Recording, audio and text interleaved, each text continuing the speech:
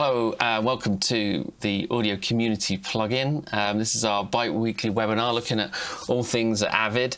My name is Dave Tyler. Normally you'd have the pleasure of Greg Chin hosting these, but he can't make this one, so I'm afraid you've got me. But we've got a couple of others from Avid on this, so it should be a good session, I think. So we had an amazing webinar last time. We had some early adopters of our new Carbon interface, and they talked how much they loved it, and you can go back and look at that on avidblogs.com. But this week, we want to sort of go a little bit more technical, delve a bit under the hood as to what it's all about, what it does, how it does it, and what the hybrid engine actually means. So in terms of who we got, so Oscar and Gil, if you want to join me on the screen. Hey, hello. How's it going? So we've got Gil Gowing, who's Audio Pre-Sales Manager covering the Americas, joining us today. We've got Oscar, who is one of our audio solution specialists. He's based in Stockholm in Sweden. And as I say, my name is Dave Tyler. I'm based in the UK in Brighton. So we're all going to take you through different aspects of Carbon, and we'll kind of make this as interactive as possible. We'll be discussing things as we go along, adding the benefits of some of our experience, and as I say, answering the questions that you're bringing up to us. So just dropping questions as we go along, and we'll cover them as we go, but we'll also have a Q&A session at the end, so we can cover anything off that we missed. So this is the way things are going to run. We're going to look at the issue of latency. What is it? What is the problem that Carbon is actually solving here? We'll look at the hybrid engine, what that is and how it works, and then look at how to get the most out of it, how it actually sort of interacts with Pro Tools and so on. So I'll take this first section, which I've entitled Carbon is the Answer, What's the Problem? So when people are talking about digital recording, the word latency gets thrown around. So, I want to look at what we really mean by it, what's important to the recording process, and what you can do about it. So latency just means delay. So as I say, we're specifically talking about digital recording, and latency is the amount of time it takes for the signal to get from one part of our system to another. So in the case of digital recording, really the primary cause of latency is going from the analog to the digital domain and back again. So back in the old days, we used to have all analog recording paths. So everything traveled around electrical cables at the speed of light, so that there was no latency.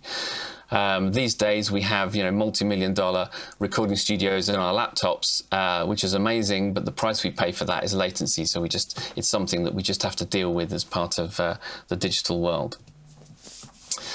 So to help us understand this, I want to kind of put it into context of what it means in the real world, because we'll be talking about some numbers, and as I say, I think it's helpful to kind of actually sort of have an image in your head of what that number really means. So a millisecond is 1,000th of a second, right?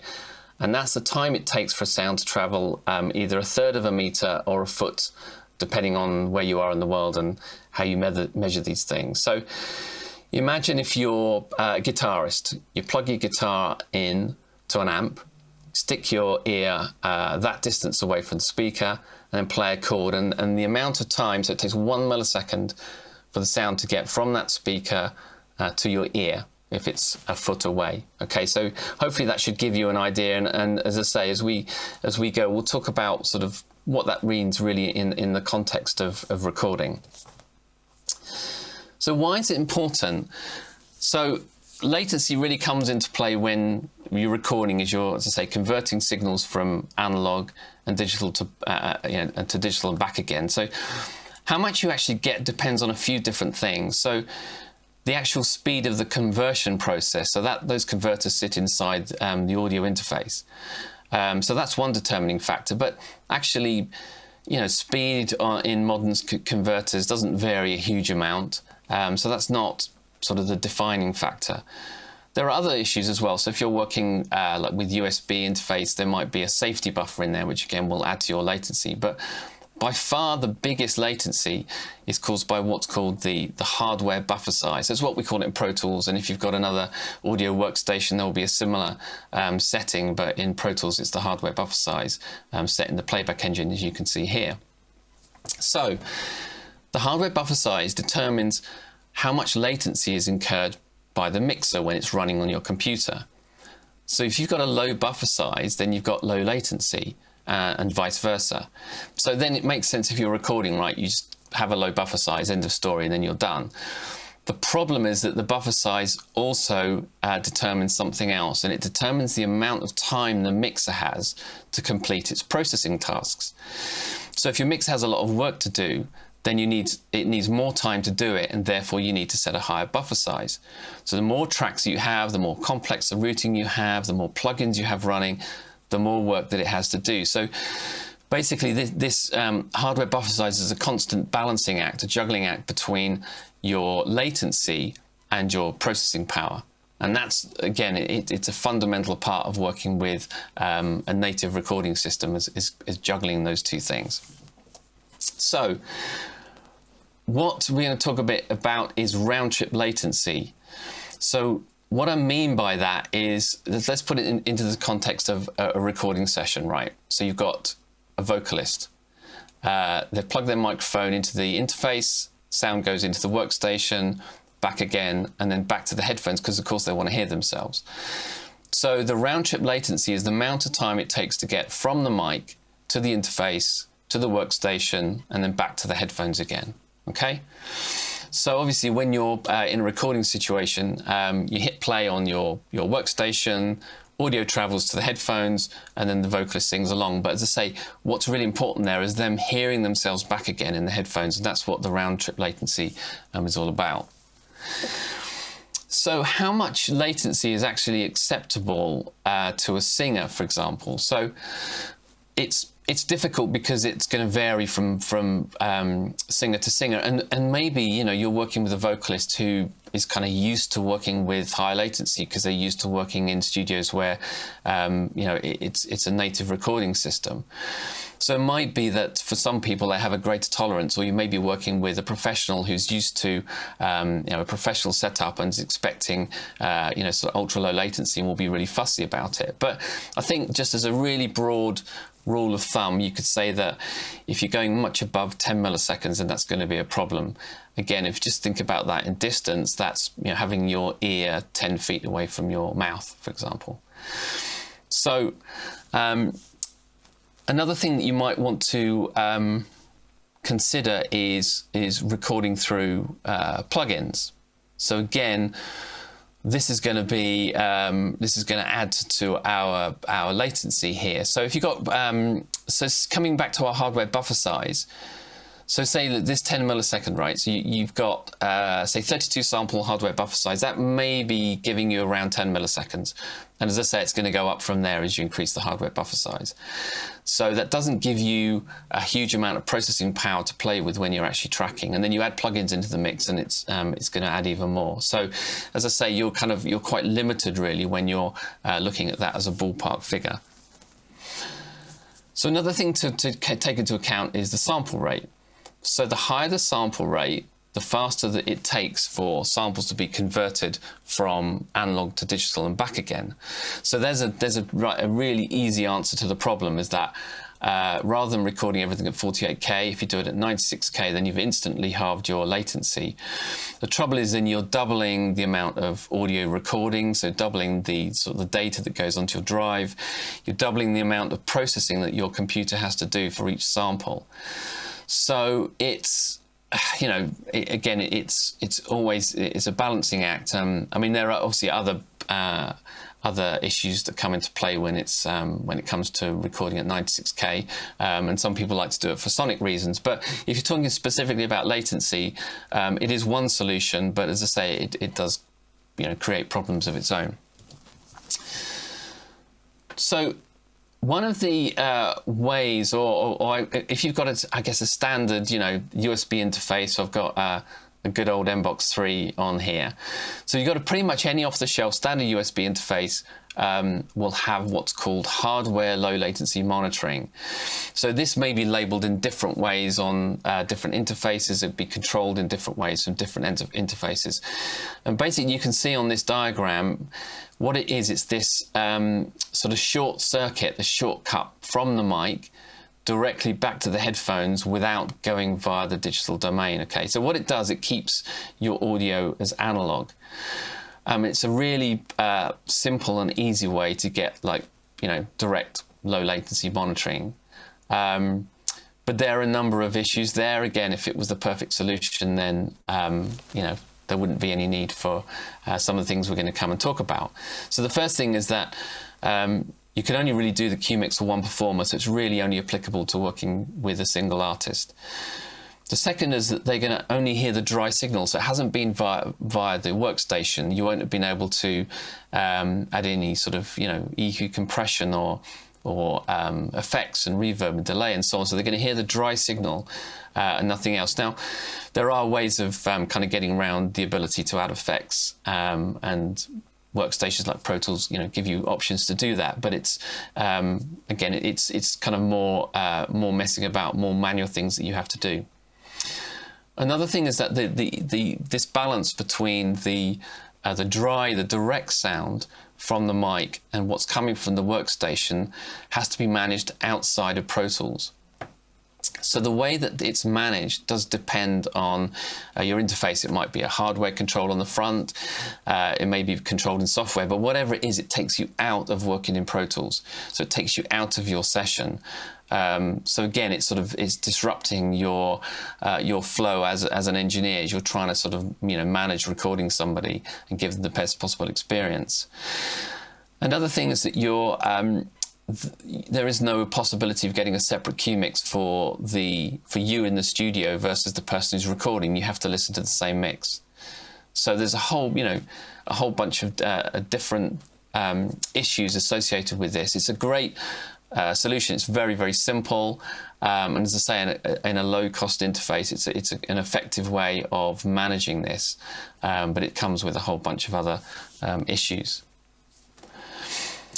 So if you're going to use this hardware low latency monitoring, then you do need to enable low latency monitoring in your workstation, and some people get confused about this in Pro Tools. Essentially all it does is it mutes the output of Pro Tools when you're recording, so you don't hear the signal twice. You don't hear it sort of direct and from your workstation. That's all it does.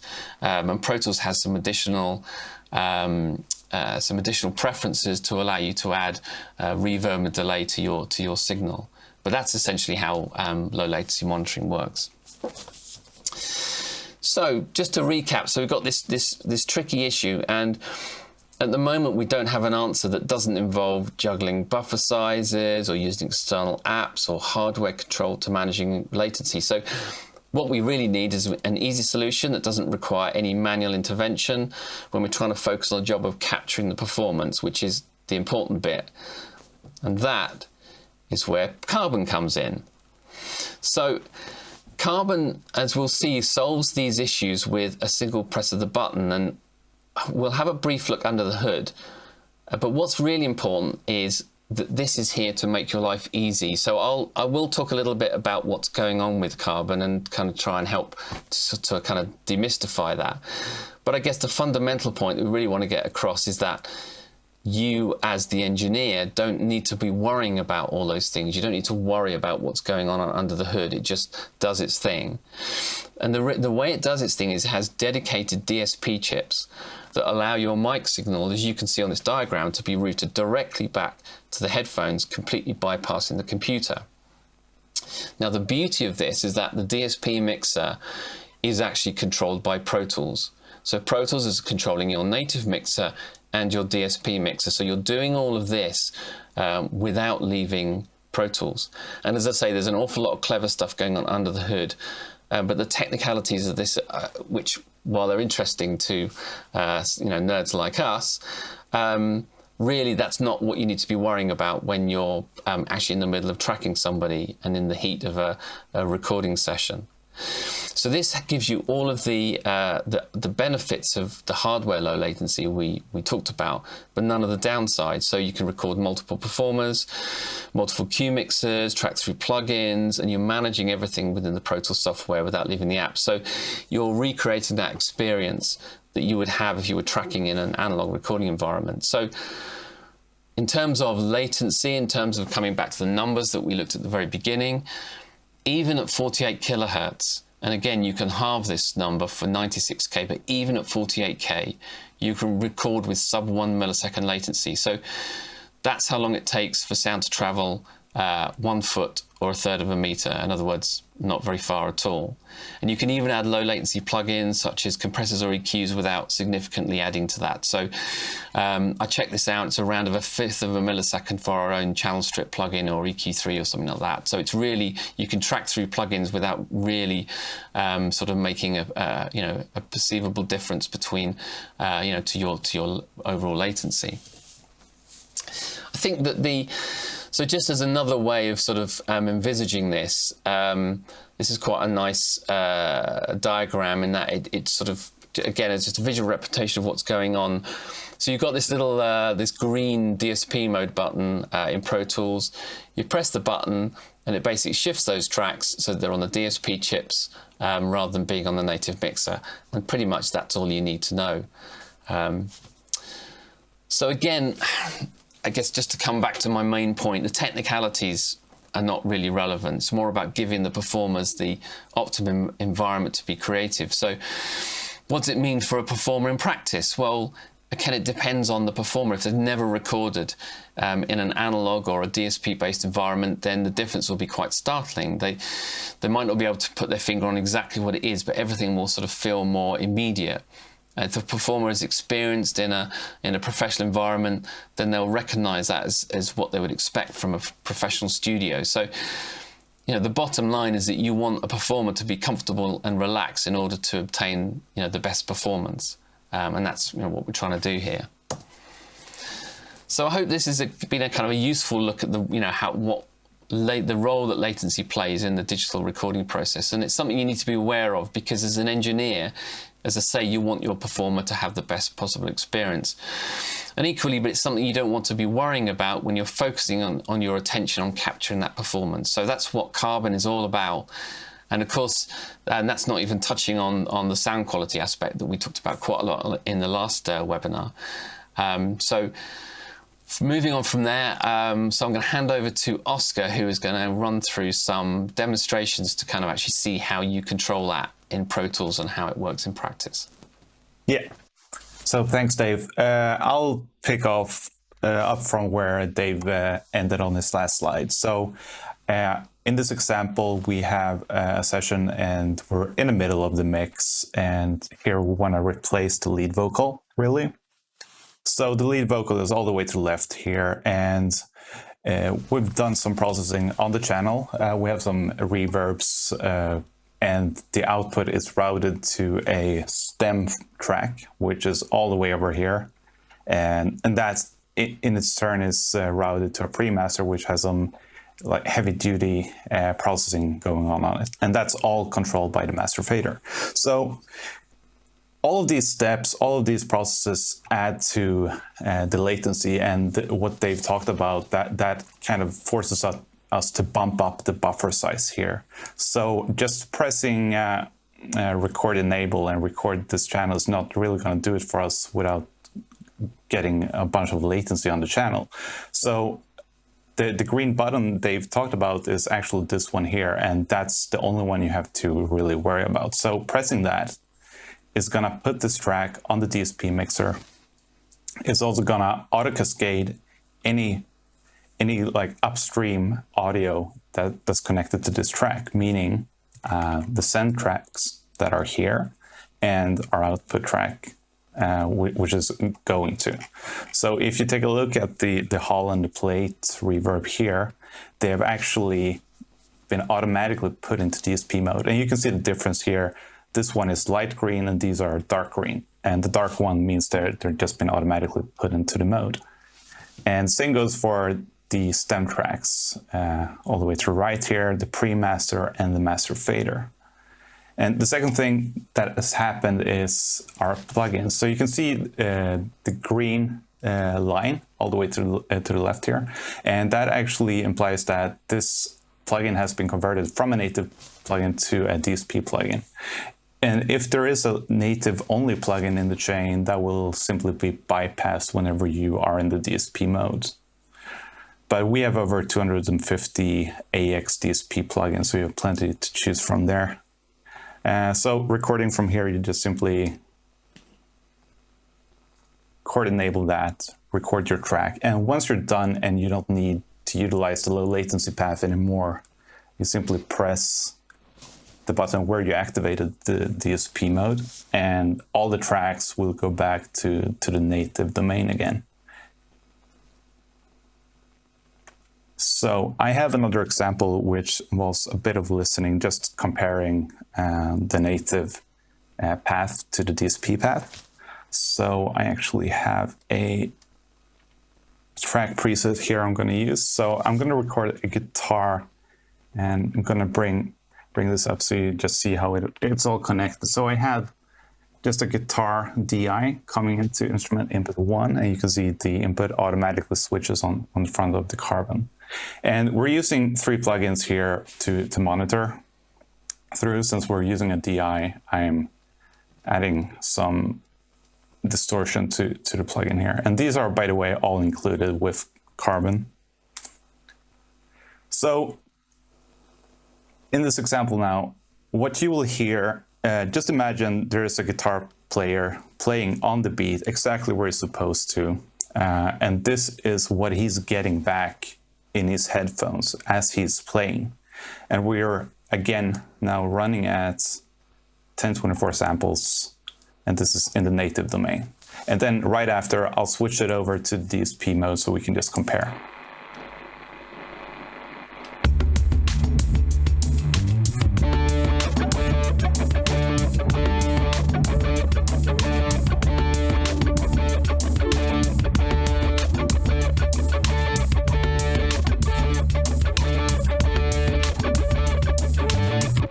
So it actually sounds like he's really struggling, but he's actually playing dead on.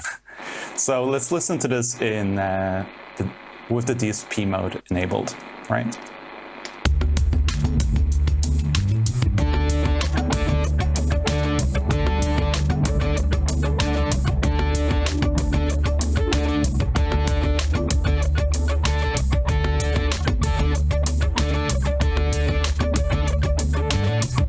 Yeah, so that's just a lot better, as you can hear, and especially to play guitar with that amount of latency is not going to be doable, but even lowering the buffer size in a native system is still going to give you plenty of latency, and really the only way to achieve this is by using the DSP mode like this.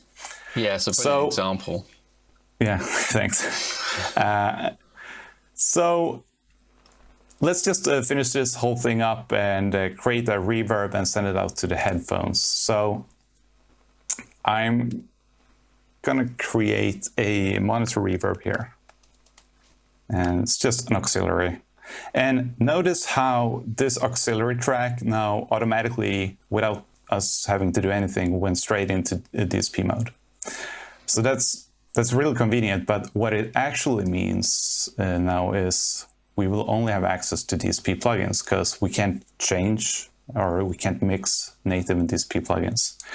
So, and you can also see, by the way, let me go back here, that we don't have access to a whole lot of DSP reverb plugins.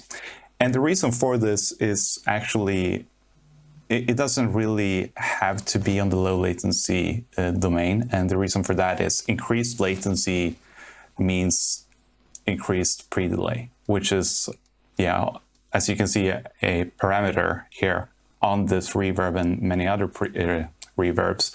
And that's just a really handy feature to have to separate the dry from the wet signal, for example. So for the sake of this example, and how you should really set up a headphone mix is to put this track or force it back to the native domain. And the way you can do it, you can't just press it like this, because that would just activate the DSP on this again. But if you right click or command click this button, you'll get a DSP mode safe. And that actually forces this track back to the native domain, but it can still be part of a DSP chain, right? So what you'll see here now is, if we look at the reverb, we have access to a whole lot more reverbs. We can actually add something like plates, let's see, plate 140, which is also included with Carbon. And that's a native only reverb. So we'll add that, put it in solo safe, turn up the volume a bit. And the last step we need to do is to actually put it out to the headphones. So as you can see on my Carbon here, I have number 2 connected, and we actually have 4 of them on the front of Carbon. So you can choose to monitor or mirror the left and right output, or you can choose for them to be individual outputs. So 2, 3, 4 are individual ones, and best practice here is to simply create a master fader for each of those outputs, and then put something like a limiter on there for safety. And to get the audio from the guitar track, we simply go to Ascend and select the output. So I want to send this to output number 2. And just like the reverb, headphone 2 is now automatically put into DSP mode. So you really never have to think about this. You just patch signals back and forth, and Pro does the rest for you. So last step would be to put... It's definitely worth saying, sorry, and I think this is totally the beauty of this whole thing, as you say, is the fact that there's so much that's gone into this, so much that is done for you, that you don't need to really think too hard about what's going on under the hood. It's just kind of, it does the right thing for you, which is really cool. Yeah, exactly. So yeah, in this case, simply copy the send over and you're good to go. And a tip here is, if you command click the small arrow here, you'll get the faders right in front of you. So that's really handy if you have a lot of sense. So for example, you could do something like a track preset where you just have whatever you have set up in your studio, and you can just get them loaded straight away and do it like that. Cool. I think that covers the basics of it. So I'll hand it over to Gil, talk some more in depth about this. I'll go ahead and share my screen here real quick. But it looks like we do have some questions coming in that I think might be, we can go ahead and start answering some of these live. I think we've had several questions about SoftSense come in. Let me...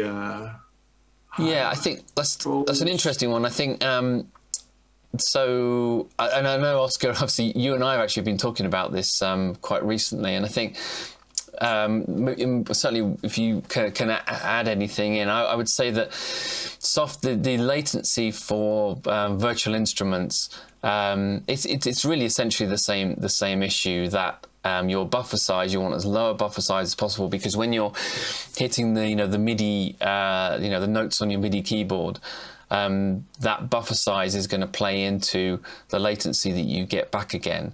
Now the thing is, DSP mode is it's for tracking. It does an amazing job for recording and working with artists in the studio with mics and so on, but it doesn't really sort of change that, fundamentally change the VI workflow. So essentially, if you are working with virtual instruments, then you are still in the sort of the realm where you need to be lowering that buffer size as much as possible, which again, I mean, that's a limitation on any native system, and something that anyone who's working with VIs does need to consider. I mean, Oscar, I don't know if you want to talk a little bit about kind of routing and so on with working with VIs. I know that we talked a little bit about that. Yeah, and I think the simple answer is to avoid as much subgrouping and routing in general as possible. So if you have a soft synth or a VI, simply patching it to the left and right output, which doesn't have any plugins on there, it's going to give you the best result. And that's also going to allow you to actually bump down the buffer size even to 32. Only recording one soft synth, for example, you can easily go down to 32 samples going straight to the output. So it's kind of when you start patching through all the subgroups and so on that has a lot of processing on there, that's when you go into trouble and get the CPU spikes, really. Yep, and that comes into play with one of the first things I wanted to talk about, just kind of best practices when we're actually talking about doing our routing when doing overdubs with Carbon. So kind of like what Oscar was just showing, if I DSP enable this guitar track here, basically you'll see that not only does that enable, but it will basically then go and enable everything else downstream that is attached to that busing scheme. So the guitar track is being routed out a subgroup that's going through this routing folder. So you'll see that this is now turning into a DSP channel. Yep, and we'll see some stuff that is going to have to get bypassed. And I hope I didn't. There we go. So yeah, there's some stuff on my. I need to. I'm going to go ahead and make those inactive for right now. So you'll notice that the fader, like Oscar had said before, you know, any kind of subgroups downstream, they automatically get turned on to DSP mode. I've got that reverb, like Oscar said, it was a native only reverb, so I can turn DSP mode safe on. But that's a lot of things that you have to kind of manage. So one thing you can do, and let me close this back up. So kind of as Oscar was just saying with the soft synths, a way around that is when you're going to do some overdubs is to, when you're creating that track, just have that track for the actual overdub track go directly to the left right output. So what I'm going to do is I'm going to call up my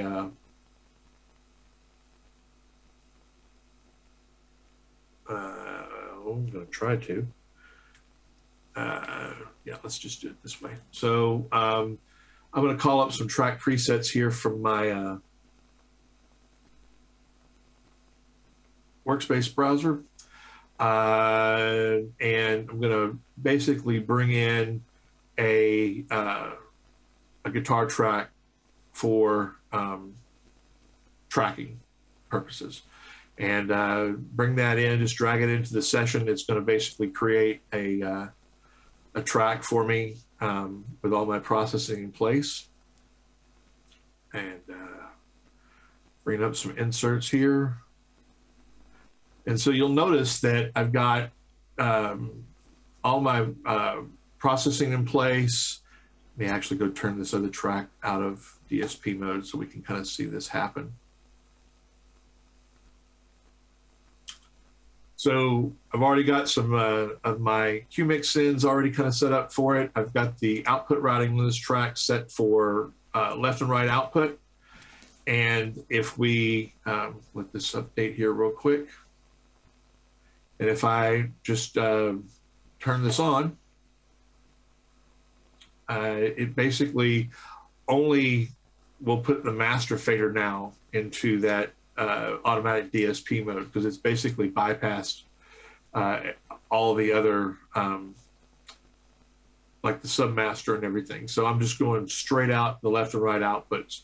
And that's and to me, that's a big thing here, is when you're doing, especially once you're way into a session and you've got a lot of tracks. I mean, it doesn't seem like I have a lot of tracks here, but I mean, these are all routing folders and they've got multiple tracks within them. So this is probably about a 50 or 60 track session with a lot of processing going on, a lot of VIs in here. And so when you're going to do these overdubs, you know, kind of at that last minute, instead of having to go back through and turn off processing and manage the session, you can just bring in and just basically have a track set up to go directly to your left and right out. This way it'll be in time. All the rest of your mix is still hearing all your mix bus processing because it's on the auxiliary subgroup master instead of a master fader. So that's a big thing, in my opinion, is master faders are always good to maybe see metering and things like that, or to do a final fade. But if you're going to do any kind of master bus processing, you should always use an aux fader as a submaster to do that processing on it. It makes a lot more sense, and especially with Carbon, when you're trying to get as low latency as possible for doing your overdubs. Because I mean, we hear that all the time, right, Gil? You know, when you look at, and we get sessions from people and you see, you know, they're putting all their processing on that master fader. And I guess a lot of people don't realize that actually your inserts on your master fader are post the fader. That's right. So if you do sort of, do sort of change level, it's going to hit how your mix is going to hit the compressor and so on. And so I think, you know, as you say, whenever we are showing people what to do or setting up our own sessions, we always route through aux inputs and just use the master fader as a kind of a scaling control, or as Oscar showed, as a like an overall output level, or putting a limiter on a headphone mix or something. Yep. And another great use of track presets when we're talking about this is to basically bring up, is to make a bunch of track presets that just have some routing things. So like I can basically say, I've got my mix routing set up here, and you know, I don't, you know, especially if it was multiple tracks that I wanted to add this to, I could just come over here and grab this and drag it onto that track, and it'll just basically change just certain instances about that. So any of the routing and sends and stuff, it'll change all that out.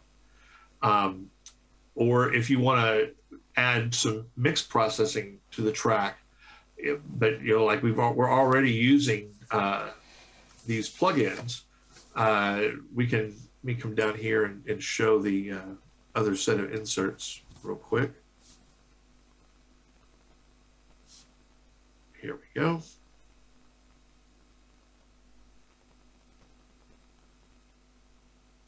Here we go. I can easily take inserts and just drop them after the other processing. So like we've got distortion and an amp and some channel strip processing on there. But if I've got another set of just regular native plugins I like to mix through, I can either drag this at the top and replace everything, or I can just drag this track preset to the next available insert, and it will just basically insert all of that information after already what's there. So these are really cool things that, you know, I don't know that a lot of people really understand about track presets and how flexible these are, from being able to just either do like Oscar did by clicking on an insert and bringing a track insert in that way, or going and seeing all your track track effects or presets from a workspace browser, and being able to quickly find something in there by searching for it, drag it in, and place it wherever you want to. And then it basically will just go in, have all those things set up for you really quick. And so now you can see that it added a bunch of plugins.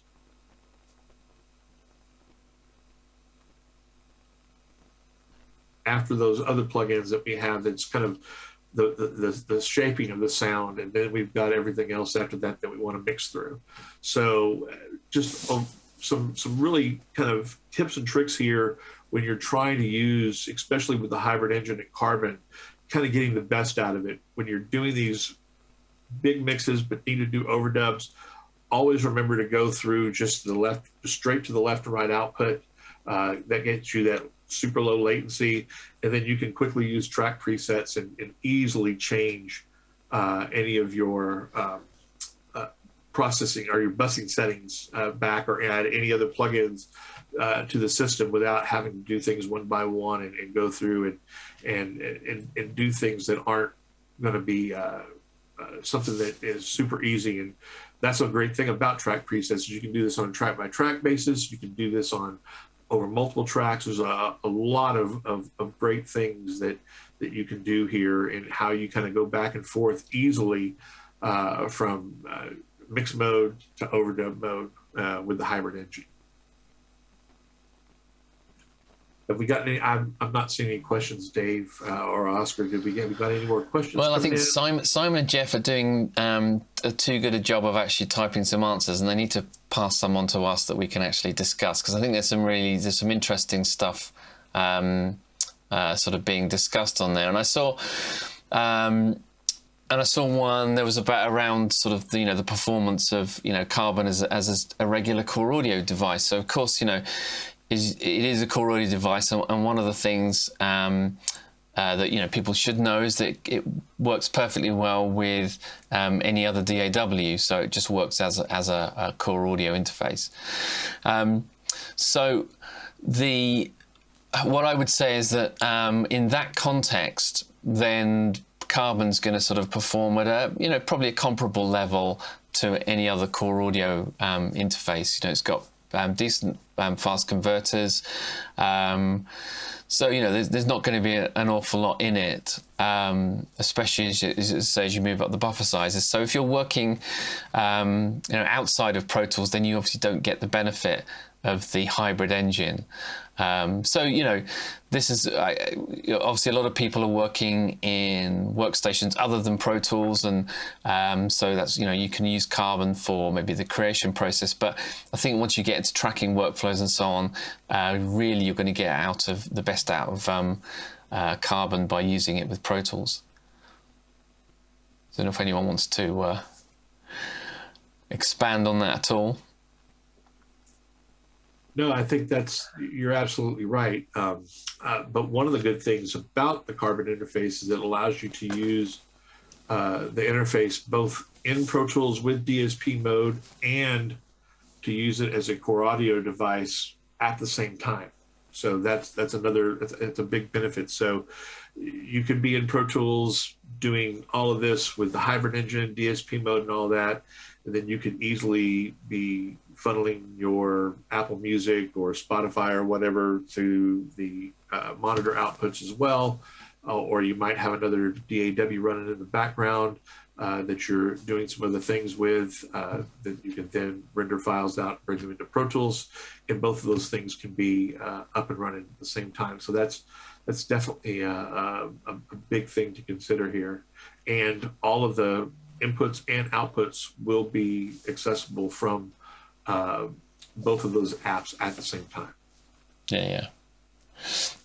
So there is another question there about ADR, but I think before we get into that, I was going to just talk to you, Gil, about the whole track presets thing, because it's something that track presets have been in Pro Tools for quite some time now, and I think maybe there's more that we could do to sort of show people how they work. But I know something that we've discussed quite a lot is the using track presets as a way to build a session. So you don't, rather than having lots of different templates, if you have essentially just one template, which is an empty session with some kind of maybe some basic stuff in there, but then you can use track presets to then kind of start building the session. So basically having track presets as kind of building blocks, and you bring them into your session as you need them. So I think, to me, that kind of opens up a much more flexible way of working with Pro Tools than we opened up. I mean, templates was a great addition, but to me, using track presets gives you much more flexibility when when you're trying to build that session up.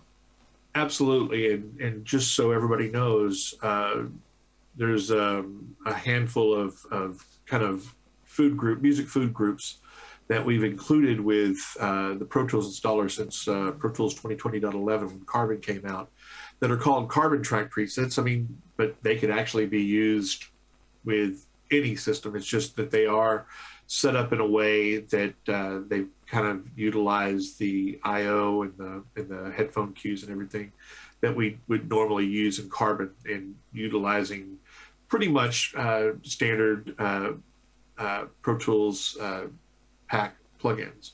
But like you said, Dave, I mean, instead of creating these big, huge behemoth template sessions, I mean, you can just easily bring up a brand new session and then just create a bunch of groups of tracks that you might want to work with. So you might be going to track a trio of bass drums and guitars, so you don't need vocals or keyboards or any of that. So you can just basically grab these three track presets and you can just drag them right into the session, and then boom, you've got everything labeled, you've got plugins set up, you've got all your routing done, Q mixes are already ready to go for that particular thing. And obviously this is just kind of a kind of a way to show you how to do it. I mean, this is a very big starting point, and easily, so just if you're not familiar with track presets, you can easily go over here to say a track and right click on it,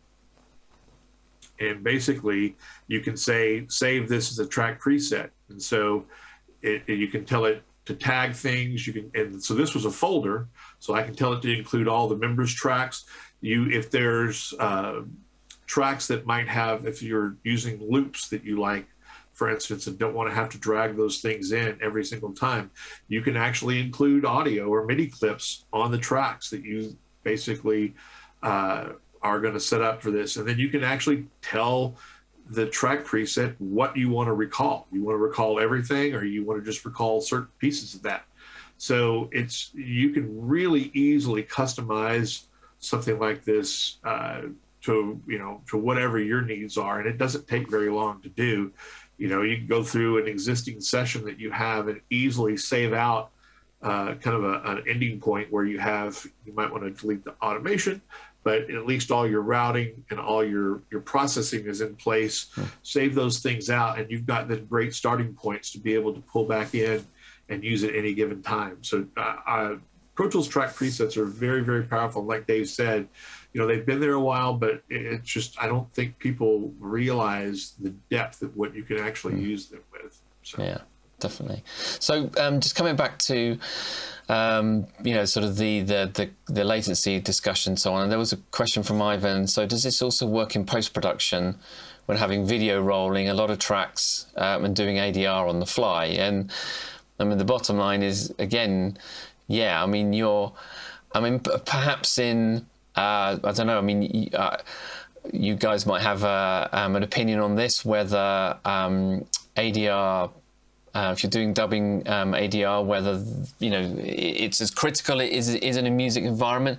I suspect it probably is, because again, you want to get that timing spot on. And I think this, the question about having, you've got video and lots of tracks and so on, don't forget that you playing back, so everything kind of plays back out of Pro Tools, your performer is then performing to that. So it doesn't matter what latency or whatever there was in the session, it all comes out of Pro Tools together, gets to your performer, and what we're talking about is this kind of hearing themselves back again, that monitoring latency. That's the real key thing, and absolutely that's what Carbon will give you, as well as, of course, we were talking about Carbon, but this is, of course, is equally true for HDX, right?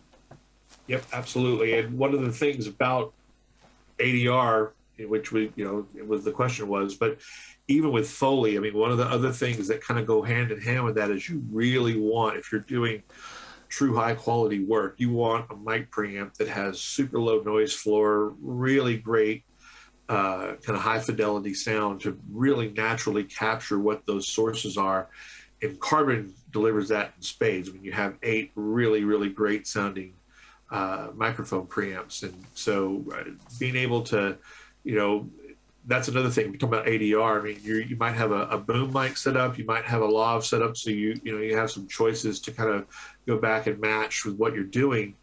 All of that, it lets you record all of that in that low latency domain, along with all the tracks that are playing back, all of the video that's playing back, like Dave said. I mean, everything gets heard at the same time, to where it all comes out exactly at the same time, and then it's nothing that you have to actually manage. So yeah, while Carbon, it doesn't have like a surround monitoring section yet, something that we're looking into and we might do down the road with it, not obviously making any promises, but definitely something that could happen. Most people that do ADR are really working in the stereo domain anyway, because you're working with headphones and things like that. So Carbon would be a great interface to do ADR and Foley work with. Yeah, definitely. As you say, we we're very much talking about music production, but yes, it certainly could, there are parallels with any other recording workflow. So absolutely, yeah. So how many? We need some more questions, people. So if you get onto the Q&A and funnel in some questions to the team, because we've got a few minutes left, and we can certainly carry on talking amongst ourselves. We've got there's lots of sort of aspects of this that we want to talk about, and I think, as I said, we had a really kind of amazing look at Carbon from the point of view of some of an early adopter. We had a couple of people who were beta testers and really very high profile, top of the game producers, telling us how it's affecting their just the sound quality of it and so on is affecting their work and what they're doing. So there's certainly that aspect, but I think from I kind of feel that talking about the sound quality is great, but it needs to come from people who are trusted. In other words, producers and engineers that you trust, and also just needs to come from that real world experience. So hopefully, sort of some of the stuff they were talking about last webinar, plus some of these kind of more sort of in-depth and technical details and so on, will kind of help to give you a more kind of rounder picture of what Carbon is all about. We did have another question come in. Can tracks be made inactive? Carl Lai. Yes. I mean, basically, Pro Tools still works like Pro Tools. I mean, you can, whether it's in DSP mode or in the native mode, you can easily make a track active inactive as you want to. I guess that was what the question was about. It was, yeah. I think so. Actually, one of the little kind of tip, I suppose. The question's about we've got questions about networking and aggregating units. So in terms of aggregating Carbon, right now, no. Carbon is it stands on its own, plugged into there. Who's to say where we'll go with this? But right now, it's very much it's a one. Stands on its own as a unit, but it gives you 24 inputs. You've got the 8 Ds on board, but you've got 16 more ADAT inputs, right? So plenty to be going along with for tracking a band or that kind of situation.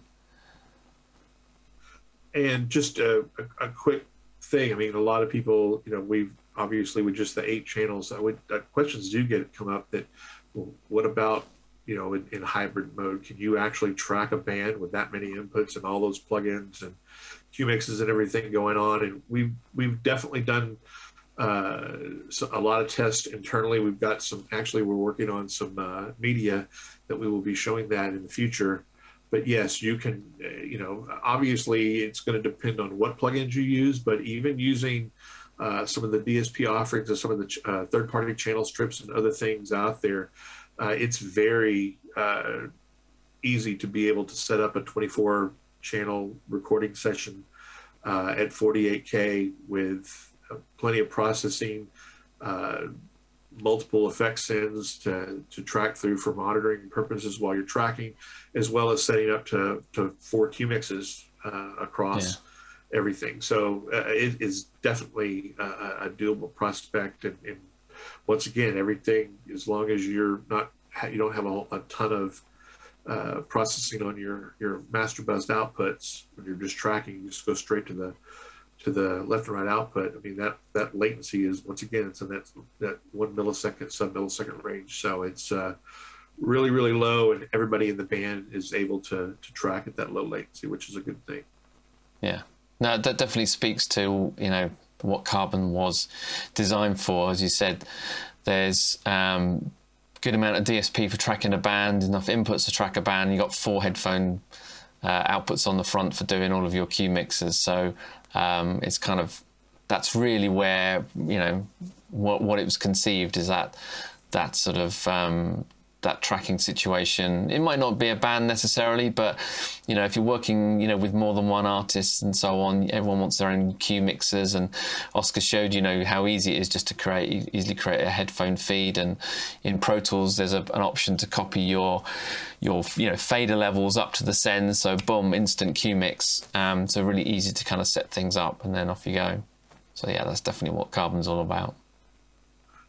All right, well, we're at the top of the hour. I don't see any other questions coming in, so definitely thank everybody for being here within our Zoom webinar, plus everybody out there on the World Wide Web, on the different social platforms. We definitely appreciate you taking your time to check this out. And, this will be available very soon for replay, so you'll be able to go back and watch this again from our community plugins page that we have up on the avid.com site. So I guess we'll go ahead and say goodbye here. So on behalf of everybody here at Avid, we thank you for being here. Stay safe, and we'll see you again very, very soon.